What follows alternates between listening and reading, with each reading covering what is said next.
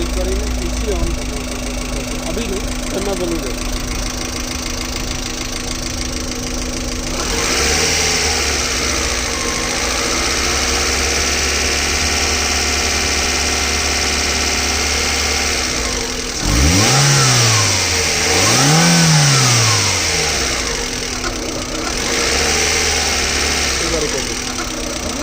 हाँ जी